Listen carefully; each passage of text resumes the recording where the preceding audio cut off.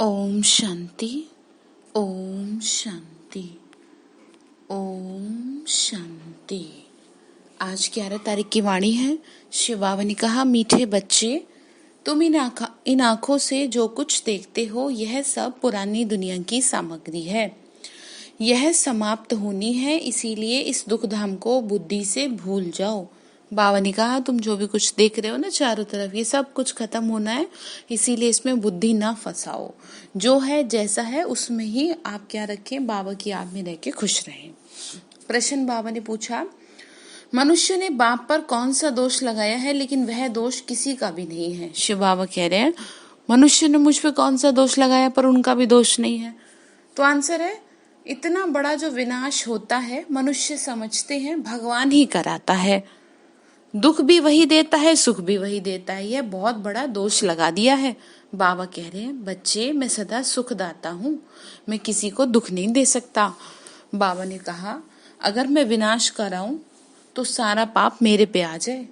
ये तो सब ड्रामा अनुसार होता है, मैं नहीं कराता हूँ। बाबा ने कहा कि बच्चे देखो, ऐसा है, मैं नहीं करा रहा कुछ भी, कि जैसे कहते हैं भगवान करा रहा है, भगवान तुमने ऐसा कर दिया वैसा कर दिया। इसको आप ऐसे समझो, जैसे कि हम सभी आत्माएं हैं और ये शरीर अलग है। हम सब प्रकृति से बने हुए हैं और हम क्या करें, प्रकृति से ही निकले हैं ना, प्रकृति से ही बने हुए, और हम इसी को जीतना चाहें या इसे डराना चाहें तो ये आपको रुकने देगी नहीं ना। और या इसको हम अपनी मेंटलिटी से सारा दिन सोच सोच के गंदा करे जा रहे हैं तो ये तो फिर आप बदला लेगी ना, परेशान करेगी। तो बाबा थोड़ी इसमें कुछ कर रहा है। तो बात समझ में आई। इसीलिए आपका गलत सोचना, गलत दिमाग चलाना, ये सब क्या है, प्रकृति को नुकसान पहुंचाना है। तो वो नुकसान जिसको पहुंचाएगा कोई, तो उसको ऐसे थोड़ी छोड़ दिया जाएगा। तो गीत है, रात के राही थक मत जाना, सुबह की मंजिल दूर नहीं है। ओम शांति। बाबा ने कहा, बच्चों को सिखलाने के लिए कई गीत बड़े अच्छे हैं।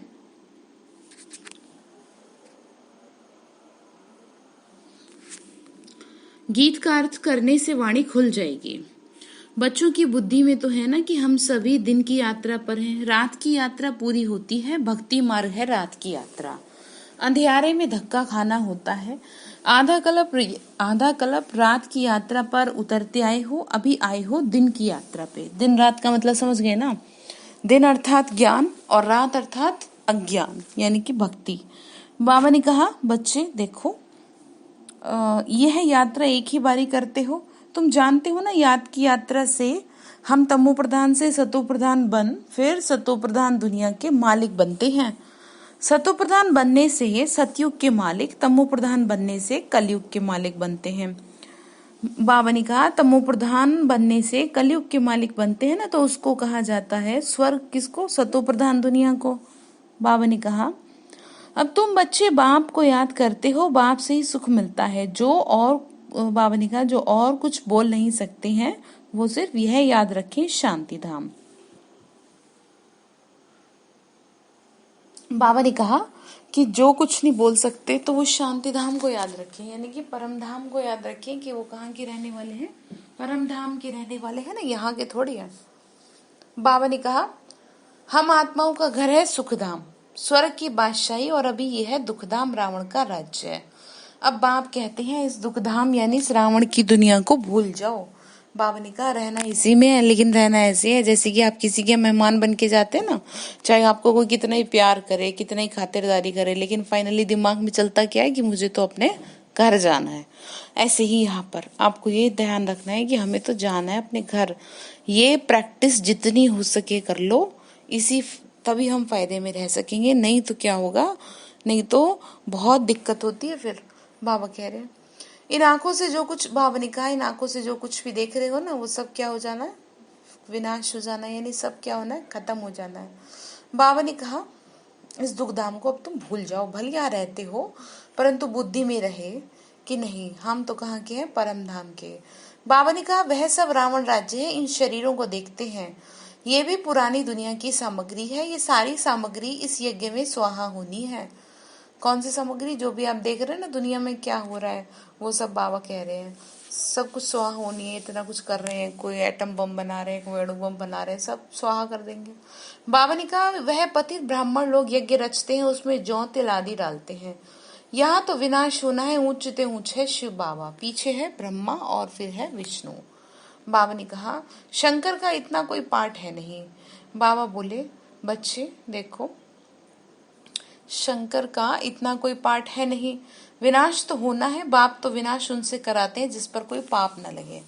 देखो आप ना बाबा की बातों में कंफ्यूज मत होना कि बाबा कभी कुछ कह देते हैं, वो बाबा ये सब इसलिए कहते हैं कि बच्चे हर तरह से सशक्त हो जाएं। बाबा ने कहा कि बच्चे इसीलिए क्या करते हैं, विनाश तो होना ही है, बाबा ने कहा तो उनसे कराते जिन पर कोई पाप न लगे। अगर कहें भगवान विनाश कराता है तो उस पर दोष आ जाए, इसीलिए ये सब ड्रामा में फिक्स है। ये बेहद का ड्रामा है जिसको कोई जानता नहीं है, रचता और रचना को कोई नहीं जानता। ना जानने के कारण निधन के बन पड़े हैं, कोई धनी है नहीं।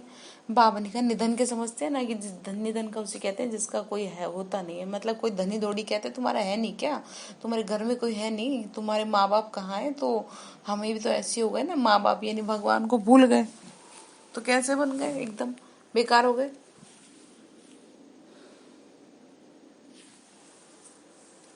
बाबा ने कहा अभी तो करोड़ों मनुष्य हैं, इनका कोई धनी धोनी है नहीं, नेशन नेशन में लड़ते रहते हैं। बाबा ने कहा देखा ना कैसे देश देश लड़ते हैं आपस में। एक ही, और देखो करंट सिचुएशन भी यही है, एक ही घर में बच्चे बाप के साथ पुरुष स्त्री के साथ लड़ते रहते हैं। दुखधाम है ये, अशांति है यहाँ। ऐसे नहीं कहेंगे भगवान बाप कोई दुख रचते हैं। बाबा ने कहा देखो ऐसे तो कह नहीं सकते तुम कि मैं तुम्हें दुख दे रहा हूँ, भगवान थोड़ी कुछ कर रहे हैं इसमें, जिसने जो किया वो सब हो रहा है, सबका हिसाब पूरा पूरा। और देखो मृत्यु भी उसी की हो रही है जिसका जिसका समय आ रहा है, और जिसने शरीर से ज्यादा पाप किए वो किसी न किसी रूप में शरीर से वो उसका दुख उठा रहा है। तो इसीलिए समझा रहे हैं कि तुम्हारा फायदा किस में है, इस बात में कि मुझे याद करो और बस मेरी याद में मगन रहो और सेवा करते रहो, बस बचे रहोगे। ठीक है, मरना एक अलग बात है, लेकिन दुर्गति हो जाना वो दूसरी बात है। तो बाबा कह रहे हैं मेरे बने हो ना तो तुम्हारी दुर्गति तो मैं होने नहीं दूंगा, लेकिन कंडीशन तो यही है ना कि आपको उसे प्यार में बांधना पड़ेगा ना, ऐसे प्यार में बांध लो ना, बहुत प्यार होना चाहिए, जिगरी प्यार। बाबा ने कहा बच्चे देखो ऐसे नहीं कहेंगे भगवान बाप कोई दुख रचते हैं। मनुष्य समझते हैं दुख सुख बाबा ही देते हैं, भगवान ही देते हैं, परंतु बाप कभी कोई दुख नहीं दे सकते। उनको कहा जाता है सुखदाता, तो फिर दुख कैसे देंगे। बाप तो कहते हैं मैं तो तुमको सुखी बनाता हूँ। बाबा ने कहा मैं तो तुमको सुखी बनाता हूँ, मैं तुम्हें दुख कैसे दे सकता हूँ, तुम कुछ भी बोलते हो। बाबा ने कहा उनको कहा ही जाता है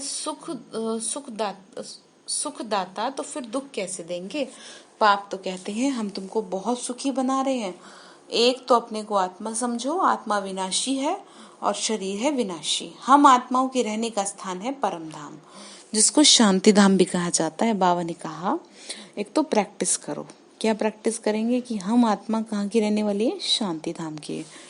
ठीक है, बाबा ने कहा मूल वतन परे ते परे, यानी सोल वर्ल्ड।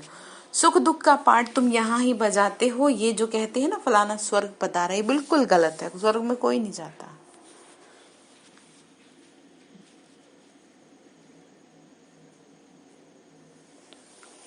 तो शिव बाबा ने कहा देखो स्वर्ग में तो कोई जाता नहीं।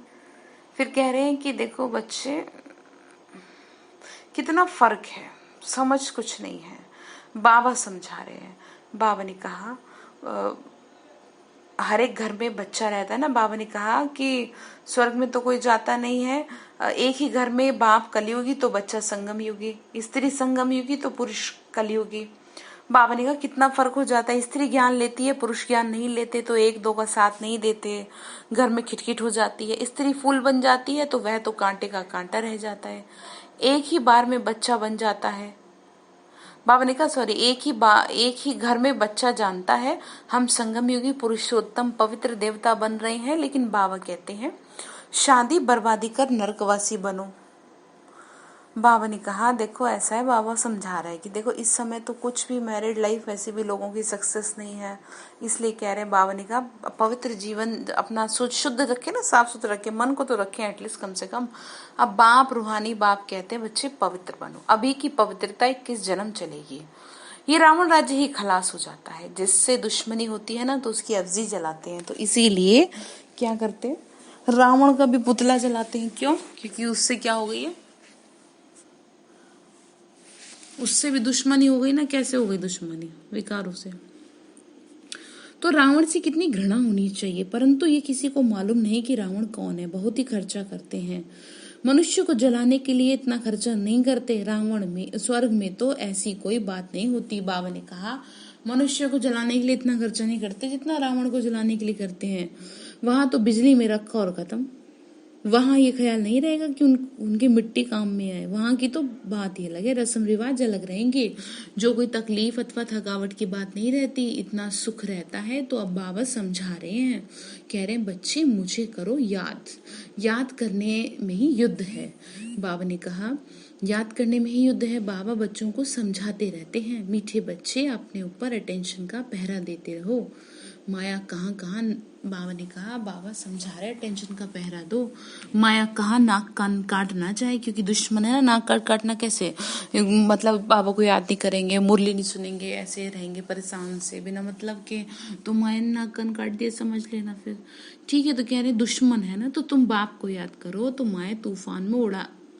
बाबा ने कहा तुम बाबा को याद करो, है ना, नहीं तो माया क्या करेगी, तुम्हें तूफान में उड़ा देगी, नहीं याद करेंगे तो। इसीलिए बाबा कहते हैं हर एक को सारे दिन का चार्ट लिखना चाहिए कि कितना बाबा को याद किया। कहाँ मन भागा तो नहीं, चार्ट लिखो करते क्या है सुबह शाम तक। या बस परेशानी है कि कब लॉकडाउन खुले, कब क्या हो, कब क्या नहीं हो। देखो अभी तो समय दे रहे हैं बाबा याद करने के लिए, घर में बैठा दिया आपको। लेकिन आने वाले समय में घर में बैठने का भी इतना नहीं रहेगा धर्म दौरा कि आप बैठ के बाबा को याद कर पाएंगे। ठीक है, तो फिर अभी मेहनत कर ली, जितना आपको रिलैक्स हो रहा है सब ठीक हो जाएगा जल्दी ही, कोई ऐसी बात नहीं है। और आप कितने टेंशन फ्री हैं, बाबा के बच्चे हैं तो टेंशन फ्री है ना। तो बाबा ने कहा डायरी में नोट करो कितना समय बाप को याद किया। अपनी जांच करनी चाहिए तो माया भी देखेगी, ये तो अच्छा बहादुर है, अपने पे अच्छा टेंशन रखते हैं। पूरा पहरा रखना है। अभी तुम बच्चों को आकर बाप का परिचय देना है। बाबा ने कहा अभी तुम बच्चों को क्या करना है, बाबा का परिचय देना। कहते हैं घर बार भी संभालो, सिर्फ मुझे याद ही तो करना है। ये कोई उन सन्यासियों मुआफिक नहीं है, वो भीख पर चलते हैं फिर भी कर्म तो करते ही है ना, ऐसा तो है नहीं। तो तुम उनको भी कह सकते हो कि तुम हठयोगी हो, राजयोग सिखलाने वाला एक भगवान है। अभी तुम बच्चे संगम पर हो, इस संगम युग को ही याद करना पड़े। हम अभी संगम युग पर सर्वोत्तम देवता बनते हैं। हम उत्तम पुरुष अर्थात पूज्य देवता थे, अब कनिष्ठ बन पड़े हैं, कोई काम के नहीं रहे। अब क्या बनते हैं समझ रहे हो ना। मनुष्य जिस समय बैरिस्ट्री आदि पढ़ते हैं उस समय मर्तबा नहीं मिलता, इम्तिहान पास किया मर्तबे की टोपी चाहिए। बाबा ने कहा इम्तिहान पास किया मर्तबे की टोपी चाहिए। जब पेपर देंगे तभी तो वो मिलेगा ना, पोजीशन मिलेगी, यानी कि वो मिलती है ना, टोपी मिलती है, यानी आपको स्कॉलरशिप मिलती है या ये कहीं डिग्री मिलती है।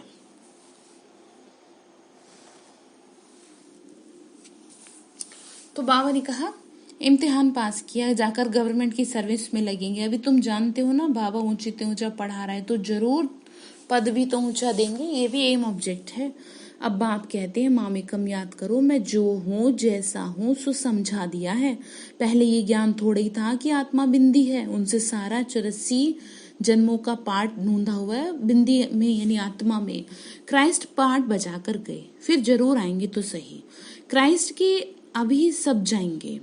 बाबा ने कहा क्राइस्ट की आत्मा भी अभी तमो प्रधान होगी। जो भी ऊंच ऊंच धर्म स्थापक है ना वो सब अभी क्या है, तमो प्रधान है। अब बाबा कह रहे हैं बहुत जन्मों के अंत में तमो प्रधान बना, फिर सतो प्रधान बनते हैं। तत्वम, बाबा ने कहा देखो ऐसा है, अभी तुम बहुत जन्मों के अंत में क्या बने हो, सतो प्रधान बने हो ना, अब फिर से बनेंगे। अभी बाबा ने दिया ना, मत दी, शिक्षा दी है। तुम जानते हो ना अभी तुम ब्राह्मण बने हैं देवता बनने के लिए। विराट रूप के चित्र का अर्थ कोई नहीं जानता, अभी तुम बच्चे जानते हो। आत्मा स्वीट होम में रहती है तो पवित्र है, यहाँ आने से पतित बनी है। तभी बाप कहते हैं हे पतित पावन आकर हमको पवित्र बनाओ, हम अपने घर मुक्ति धाम में जाएं। ये भी पॉइंट धारण करने के लिए है। मनुष्य नहीं जानते कि मुक्ति जीवन मुक्ति दाता किसे कहा जाता है। किसे कहते हैं, शिव बाबा ही तो है ना मुक्ति जीवन मुक्ति दाता। बाबा ने कहा बच्चे देखो तभी तो कहते हैं ना कि आकर के तभी तो कहते हैं आकर के हमको पावन बनाओ। यह भी पॉइंट धारण करने के लिए मनुष्य नहीं जानते, तो इसीलिए समझा रहे। मुक्ति धाम तो शांति धाम को कहा जाता है, जीवन मुक्ति धाम सुख धाम को कहा जाता है, यानी स्वर्ग को कहा जाता है। तो बाबा ये समझा रहे हैं। बाबा ने कहा, बच्चे तो तुम्हें नशा होना चाहिए। हम अभी श्रीमत पे अपना राज्य भाग्य स्थापन कर रहे हैं। जगदम्बा नंबर 1 में जाती है, हम भी उनको फॉलो करेंगे। जो बच्चे अभी माता पिता के दिल पे चढ़ते हैं वही भविष्य में तख्त नशीन बनेंगे।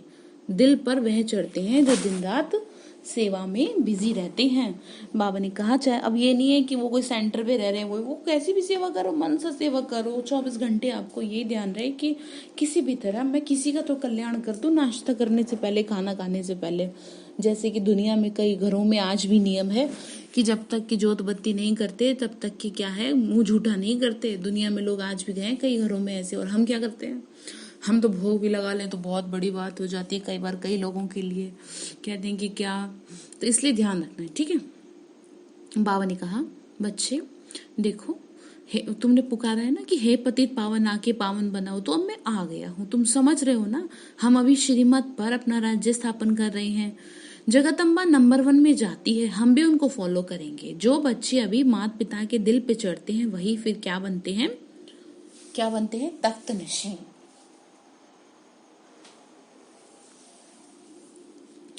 तख्त नशीन बनते हैं, यानी क्या होंगे, राज्य के अधिकारी बनेंगे ना, भविष्य राज्य के अधिकारी। दिल पर वह चढ़ते हैं जो दिन रात सेवा में रहते हैं बिजी। सबको पैगाम देना है कि मुझे याद करो, पैसा कौड़ी कुछ भी लेने का नहीं है। बाबा ने कहा, तुम्हें किसी से पैसे लेने की दरकार नहीं है, बस मुझे याद करो, ये पैगाम दो। वो समझते हैं राखी बांधने आती है तो कुछ देना पड़ेगा, पैसे के लिए आई हैं। बोलो हमको कुछ नहीं चाहिए, सिर्फ 5 विकारों का दान दे दो, सफिशिएंट है। ये दान लेने के लिए हम आए हैं। तो ये वही दान है कि जो कहा जाता है, तेरे द्वार खड़ा भगवान, भगत भर दे रे झोली। तो भगवान आपसे क्या मांगने आए, आपसे आपके विकार मांगने हैं, उसको पैसे का क्या करना है आपके। बाबा समझा रहे, कह रहे देखो बच्चे, ऐसा है, तुम्हें किसी से पैसे वैसे लेने की कोई जरूरत नहीं है। बोलो हमको कुछ नहीं चाहिए, सिर्फ 5 विकारों का दान दो। ये दान लेने के लिए हम आए हैं, इसीलिए पवित्रता की राखी बांधते हैं। तो बाप को याद करो, समझ रहे हैं ना, पवित्र बनो तो देवता बनेंगे। बाकी हम पैसा कुछ नहीं ले सकते, हम वह ब्राह्मण नहीं, सिर्फ 5 विकारों का दान दो तो ग्रहण छूटे। बाबा ने कहा, तुम किसी को भी समझा सकते हो कि तुम्हें पैसे से, हम पैसे से नहीं लेते, और वैसे भी हमें करना क्या पैसे का, ठीक है। बाबा ने कहा, देखो सब पे ग्रहण लगा हुआ है, तुम ब्राह्मण हो ना, जहां भी जाओ तो यही कहो, बोलो दे दान तो छूटे ग्रहण। तो कई लोगों को लगता है पैसे मांगने आ गए, तो पवित्र बनो, विकार में कभी नहीं जाना। तो वास्तव में दान चाहिए आपकी बुराइयों का। पाप को याद करेंगे तो पाप कटेंगे, तुम फूल बन जाएंगे। तुम ही फूल थे फिर कांटे बने हो, 84 जन्म लेते तुम गिरते आए हो, अब तुमको फिर से वापस जाना है। बाप ने डायरेक्शन दिया है इनके द्वारा। वह है ऊंचते ऊंच भगवान, उनको शरीर नहीं है। हाँ अच्छा, फिर ब्रह्मा विष्णु शंकर को शरीर है, तुम कहेंगे हाँ सूक्ष्म शरीर है, परंतु वह मनुष्यों की सृष्टि तो नहीं है ना। सूक्ष्म लोक में खेल सारा यहाँ चल रहा है, सूक्ष्म वतन में नाटक जैसे चलेगा। बाबा ने कहा, वैसे मूल वतन में सूरज चांद नहीं तो नाटक भी काहे का हुआ, यानी परम धाम में ये तो मांडवा है बहुत बड़ा। पुनर्जन्म भी यहाँ होता है, खेल है। अभी तुम्हें पता पड़ा है ना, हम जो देवी देवता थे फिर कैसे वाम मार्ग में जाते हैं, आते। वाम मार्ग यानी कि विकारी मार्ग को कहा जाता है। आधा कल्प हम पवित्र थे, हमारी ही हार और हमारा ही जीत होगी। भारत अविनाशी खंड है, ये कभी विनाश नहीं होता। आदि सनातन देवी देवता धर्म था और कोई धर्म नहीं था। तुम्हारी इन बातों को मानेंगे वह जिन्होंने कल पहले माना होगा। 5000 वर्ष से पुरानी कोई चीज होती नहीं। सतयुग में फिर तुम पहले जाकर अपने महल बनाएंगे, ऐसे नहीं सोने की द्वारिका कोई समुद्र के नीचे वो निकल आएगी, ऐसा कुछ नहीं है। बाबा ने कहा, जैसा आप यहाँ करेंगे उसी हिसाब से चलेगा सब हिसाब किताब। दिखलाते हैं सागर से देवताएं रतन की थालियां भर कर देते थे। वास्तव में इस समय है ज्ञान के रत्नों की बात। शंकर के लिए कहते हैं भांग धतूरा पीता था, फिर उनके आगे जाके कहते हैं झोली भर दो, हमको धन दो। तो देखो शंकर की भी ग्लानि कर दी। बाबा ने कहा, शंकर की ग्लानि कर दी है ना, तो ये खेल है जो फिर भी फिर से होगा। इस नाटक को कोई नहीं जानता, तुम्हें समझा रहा हूँ, मैं सारा राज तुम्हें बता रहा हूँ। ये तुम जानते हो ना कि वो ऊंचे ते ऊंचा है, विष्णु सो ब्रह्मा, ब्रह्मा सो विष्णु कैसे बनते हैं, समझ रहे हो ना, और कोई नहीं समझ सकता। अब बोले बाबा, अभी तुम बच्चे पुरुषार्थ करते हो हम विष्णु कुल का बने, विष्णुपुरी का मालिक बनने के लिए तुम ब्राह्मण बने हो। विष्णुपुरी मतलब स्वर्ग तुम्हारे दिल में है, हम ब्राह्मण अपने लिए सूर्यवंशी चंद्रवंशी राजधानी स्थापन कर रहे हैं श्रीमत पे। इसमें लड़ाई आदि की कोई बात नहीं है, देवताओं और असुरों की लड़ाई कभी होती नहीं, देवताएं हैं सतयुग में, वहां लड़ाई कैसे होगी। अभी तुम ब्राह्मण योग बल से विश्व के मालिक बनते हो, बाहुबल वाले विनाश को प्राप्त हो जाएंगे। बाबा ने कहा जो बाहुबल से चाहता है ना, देखो इतिहास भी गवाह है, बाहुबल से कोई जीत ना सका, तो वही समझा रहे हैं कि बाहुबल वालों का विनाश हो जाएगा और साइंस का जिसके पास बल है वो जीतेगा। साइंस नहीं, साइलेंस का बल। बाबा ने कहा तुम्हारा है साइलेंस का बल, दुनिया में लोगों का है साइंस, ठीक है ना। बाबा ने कहा तुम्हारा साइलेंस का बल जो है तुम इसके थ्रू जीत पाओगे साइंस पे। जैसे कि मैंने आपको कहा कि अगर आपको ये प्रैक्टिस अच्छी हो गई कि मैं आत्मा हूँ, मैं प्रकृति जीत हूँ, तो ये जितने भी प्राकृतिक आपदाएं आती हैं ये आपका कुछ नहीं बिगाड़ पाएंगी। और अगर आपको शरीर का भान रहेगा तो आपको बहुत तंग करेंगे। बाबा ने कहा तुमको आत्माभिमानी बनना है, तंग क्यों करेंगे, क्योंकि हमने तंग किया है। आत्माभिमानी बनना है, हम आत्मा है, हमको जाना है अपने घर। आत्माएं तीखी हैं, अभी एरोप्लेन ऐसे निकाला है जो 1 घंटे में कहां से कहां चला जाता है, अब आत्मा तो उनसे भी तीखी है। चपटी में आत्मा कहां की कहां जाके जन्म लेती है, कोई विलायत में भी जाके जन्म लेते हैं। आत्मा सबसे तीखा रॉकेट है, इसमें मशीनरी आदि की बात नहीं है, शरीर छोड़ा तो बस भागा। अभी तुम बच्चों की बुद्धि में है ना हमको वापस घर जाना है, पतित आत्मा तो जा ना सके, तुम पावन बनेंगे तभी जाएंगे, बाकी तो सब सजाएं खा के जाएंगे। बाबा ने कहा तुम्हारे पास ना कोई ऑप्शन नहीं है, या तो कर लो मुझे याद और करो प्यार से, अदरवाइज फिर कुछ ना कुछ जिंदगी में होता रहेगा, तो फिर वो कष्ट सहन करो। एक चीज तो करनी पड़ेगी, अब सहन नहीं होगा तो मुझे याद तो करो ना, मन नहीं भी लग रहा तो खुद को डांटो कि और बातें तो बहुत ध्यान रहती है, बाबा की बात ध्यान कैसे नहीं रहती, उसकी याद कैसे नहीं टिक रही, कहाँ मेरा दिमाग है, कौन सी बात की टेंशन है मुझे, समझे। फिर क्या करेंगे, सजाएं बहुत मिलेंगी फिर। बाबा ने कहा वहां तो गर्भ महल में आराम से रहते हैं। बच्चों ने साक्षात्कार किया है, गर्भ महल और गर्भ जेल ऐसा नहीं है कि कुछ एक्स्ट्रा होता है। देखो बात होती है कर्मों की, और उस हिसाब से सतयुग में सुख होता है, कर्म अनुसार कर्म अच्छे होते हैं तो सुख होता है, तो आत्मा वैसी सुख में रहती है। और क्या है कलयुग में, क्या है ना, इंसानों का, मनुष्य का दुख पाप कर्म की वजह से वो गर्भ महल ही गर्भ जेल बन जाता है। बाबा ने कहा देखो कृष्ण का जन्म कैसे होता है, कोई गंदगी बात नहीं है, एकदम जैसे रोशनी हो जाती है, दिखाते हैं ना कारावास में प्रकाश हो गया। अभी तुम वैकुंठ के मालिक बनते हो तो तुम्हें ऐसा पुरुषार्थ करना चाहिए, शुद्ध पवित्र खान पान होना चाहिए, दाल भात सबसे अच्छा है। ऋषिकेश में सन्यासी एक खिड़की से लेकर जाते हाँ, कोई कैसे लेके जाते, कोई कैसे, तो कहने का मतलब ये है, बाबा ने कहा साफ सुथरा भोजन हो और मेरी याद हो बस, ठीक है।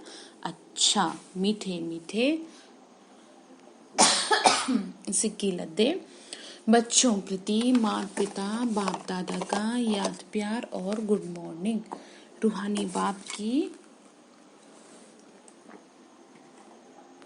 रूहानी बच्चों को नमस्ते। रूहानी हम बच्चों की, रूहानी माता पिता बाप दादा को नमस्ते नमस्ते नमस्ते बाबा नमस्ते, शुक्रिया बाबा, शुक्रिया बाबा, शुक्रिया।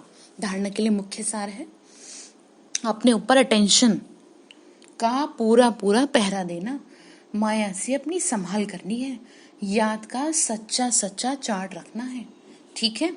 दूसरा पॉइंट है माता पिता को फॉलो कर दिल तक नशीन बनना, यानी ब्रह्मा बाबा को फॉलो करना है, और या फिर शिव बाबा को याद करके क्या करना है, बाबा के दिल पे चढ़ने की कोशिश तो करें। दिल पे कैसे चढ़ेंगे, प्यार से याद करेंगे तो अपने आप दिल पे चढ़ेंगे। बाबा ने कहा दिन रात सर्विस में तत्पर रहना है, यानी कि कोशिश करनी है जितना हो सके इस समय आप बाबा की सेवा करें। दूसरा कह रहे हैं बाबा कि बच्चे सबको ना क्या करेंगे, सबको पैगाम देना है कि बाप को याद करो और 5 विकारों का दान दो तो छूटे ग्रहण। बाबा ने कहा सबको पैगाम दो, बच्चा हो बूढ़ा हो जवान हो, आपको कोई कुछ नहीं कह रहा, गाली तो दे नहीं रहा, और दे भी देगा तो कोई बात नहीं, सबको पैगाम दे दोगे कोई बात नहीं। इस समय तुम क्या करो, भगवान को याद करो, भगवान शिव को याद करो, वही तुम्हें बचा सकते हैं। ठीक है ना। कहने का मतलब ये है, हर किसी के जो भी आपके कोई संपर्क में हो, किसी ना किसी तरह उनके कानों में डाल दो ये बात। ठीक है, वही समझा रहे बाबा। कह रहे देखो, सबको पैगाम दो तो क्या होगा, 5 विकारों का दान दोगे ना तो ग्रहण छूटे। वरदान दिया शिव बाबा ने, बाप की याद द्वारा असंतोष की परिस्थितियों में सदा सुख व संतोष की अनुभूति करने वाले महावीर भव। बाबा ने कहा मेरी याद से ना असंतोष में भी आपको संतोष रखना है। जैसे वातावरण असंतोष का है ना, आप धैर्य रखो, शांत रखो दिमाग को, कुछ नहीं हो रहा आपके साथ गलत। ठीक है, संतोष रखो, बाबा समझा रहे हैं। महावीर हो तुम बहुत, जरा सी बात में गड़बड़ा गए, अभी तो बहुत कुछ होना है, रिहर्सल अभी चले, अभी तो और रिहर्सल चलनी है। और जितना आत्मा का अभ्यास करेंगे ना, उतना दिमाग रहेगा आपका शांत, नहीं तो परेशान होते रहोगे और कुछ नहीं होगा। फिर बाबा ने कहा सदा बाप की याद में रहने वाले हर परिस्थिति में सदा संतुष्ट रहते हैं। बाबा ने कहा जो मेरी याद में रहेगा वो संतुष्ट रहेगा। ठीक है, क्योंकि नॉलेज की शक्ति के आधार पर पहाड़ मुआफिक परिस्थिति भी राई अनुभव होती है। बाबा ने कहा क्योंकि मैंने तुम्हें नॉलेज दी है ना, तो उस नॉलेज की शक्ति के आधार से हर बात तुम्हारे लिए राई देखते कितनी छोटी सी होती है, उसकी तरह है। राई अर्थात कुछ भी नहीं, चाहे परिस्थिति असंतोष की हो, दुख की घटना हो, लेकिन दुख की परिस्थितियों में भी सुख की स्थिति रहे तब कहेंगे महावीर। बाबा ने कहा जैसे देख रहे ना वातावरण कैसे चल रहा है बाहर, ठीक है ना, तो ध्यान रखें इस चीज का। लेकिन दुख की परिस्थिति में भी क्या हो, सुख की स्थिति हो, कुछ भी हो जाए, दुनिया इधर से उधर हो जाए, आप दिमाग को रखो शांत। नथिंग न्यू के साथ साथ बाप की स्मृति से सदा एक रस स्थिति रह सकती है। फिर दुख अशांति की लहर भी नहीं आएगी। तो बात समझ में आई, क्या करेंगे फिर? आज आपको यही काम करना है। स्लोगन खत्म करके फिर बताती हूँ। स्लोगन है अपना दैवी स्वरूप सदा स्मृति में रहे तो कोई भी व्यर्थ नजर नहीं जा सकती, कोई की भी व्यर्थ नजर नहीं जा सकती। बाबा ने कहा तुम देवकुल की महान आत्माएं हो, तुम्हारा स्वरूप देवी स्वरूप है, साधारण मनुष्य जैसे मत रहना। तो तुम्हारे ऊपर किसी की भी नजर नहीं जा सकती व्यर्थ में, यानी कि कैसी भी किसी की दृष्टि होती है तो आपके ऊपर किसी की भी व्यर्थ नजर नहीं जाएगी। तो बात समझ में आई, क्या करेंगे? तो आज आपके लिए होमवर्क क्या है?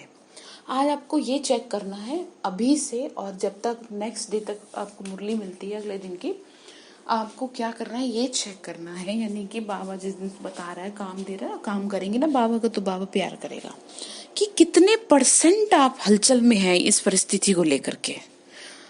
परसेंटेज आपको चेक करनी है। 10% घबराहट है, 50% है कि पता नहीं क्या होगा, कहीं हम मर तो नहीं जाएंगे, पता नहीं बच्चों का क्या होगा, पता नहीं मेरा क्या होगा, घर का खर्चा कैसे चलेगा। ये सब कितने % हलचल है और कितना बाबा आपका मतलब विश्वास है बाबा पे, तो चेक करना, अभी से चेकिंग शुरू कर दो। ठीक है, अच्छा, ओम शांति।